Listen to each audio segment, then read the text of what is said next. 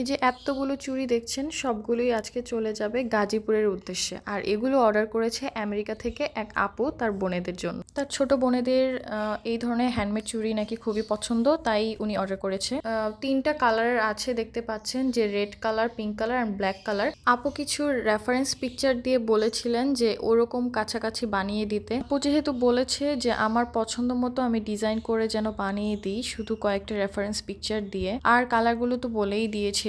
তো এই জন্য আমার জন্য খুব সুবিধা হয়েছে, আমি নিজের মতো করে বানাতে পেরেছি। আর এই অর্ডারটা পেয়ে আমার খুবই ভালো লাগছিল, কারণ এত ছোট উদ্যোক্তা হিসেবে আমার উপরেও যে কেউ ট্রাস্ট করছে এটা ভেবেই অনেক ভালো লাগছিল। আর আমি যখন এই চুড়িগুলোর পিকচার আপুকে পাঠাই, তো আপু এত পছন্দ করেছে আর এই জিনিসটা আমাকে এত ইন্সপায়ার করেছে। আমার খুবই ভালো লেগেছে যে আমার বানানো চুড়িগুলো কেউ পছন্দ করছে আর এত দূর থেকে অর্ডার করছে। আপু এতটাই এক্সাইটেড ছিল যে সে ফুল পেমেন্ট আমাকে আগেই করে দিয়েছে। আশা করি আপুর বোনেদের এই চুড়িগুলো পছন্দ হবে। আচ্ছা, এখন আমরা চুড়ির ব্যাপারে কিছু কথা বলি। এখানে 6টা চুড়ি দিয়ে একটা সেট করে বানানো, আপনারা চাইলে আলাদা আলাদাও নিতে পারবেন, কিন্তু সর্বনিম্ন আপনাকে 3 থেকে 4 পিস অর্ডার করতে হবে। আপনি চাইলে কালার কাস্টমাইজ করে নিতে পারবেন, যে কোনো কালার দেওয়া যাবে, কিন্তু প্রিন্টগুলো আপনারা যদি রেফারেন্স পিকচার দেন যে এরকম প্রিন্টের মধ্যেই হতে হবে, তাহলে ওইটা পসিবল না, কারণ একই রকম প্রিন্ট সব জায়গায় পাওয়াও যায় না।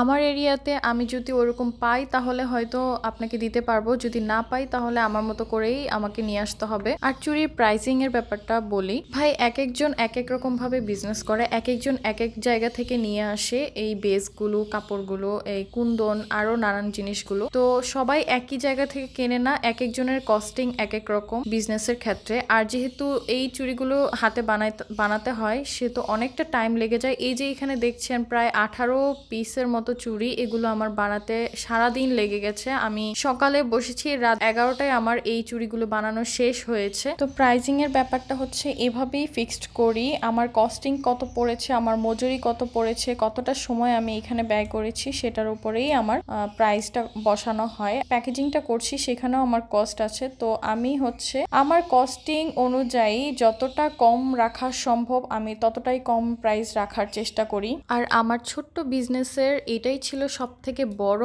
অর্ডার। আলহামদুলিল্লাহ, এটার জন্য আমি খুবই হ্যাপি। এই যে চুড়ির প্যাকেটগুলো করেছি, প্রত্যেকটাতে আমি সাইজ মেনশন করে দিয়েছি যেন বুঝতে সুবিধা হয়, আর সাথে আমি একটা মেহেদি উপহার হিসেবে দিয়ে দিয়েছি। সবাই ভালো থাকবেন আর আমার জন্য বেশি বেশি করে দোয়া করবেন।